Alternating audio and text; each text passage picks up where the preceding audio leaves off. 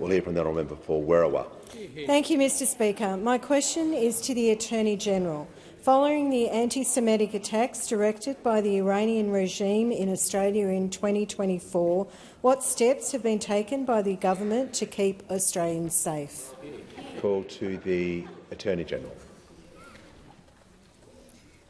Thank you, Mr Speaker, and I thank the member for her question. Australia stands with the brave people of Iran in their struggle against oppression. For decades, the Iranian regime has been a destabilising force, including through its brutal acts of political violence and intimidation and its use of proxies and cutouts to engage in acts of terror in foreign countries. I remind the House that the Iranian regime directed at least 2 anti-Semitic attacks on Australian soil in 2024.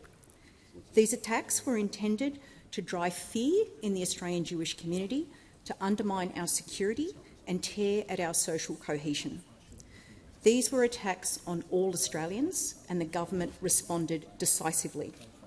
Following advice from the relevant agencies, the Albanese government moved quickly to introduce and pass the Criminal Code Amendment State Sponsors of Terrorism Bill 2025 to enable the listing of a foreign state entity as a state sponsor of terrorism for the very first time.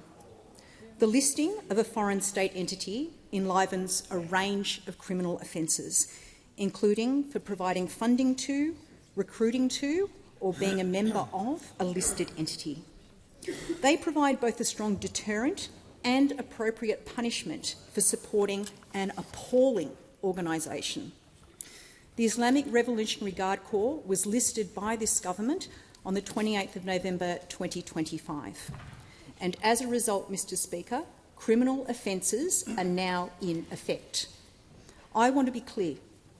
If evidence surfaces that any person engages in conduct that breaches the criminal code, they should expect the full force of the law. This government has full confidence in our national security and law enforcement agencies. They are the best in the world, and this government will always take advice from our agencies on how to strengthen our laws and how to implement our laws in the best ways possible.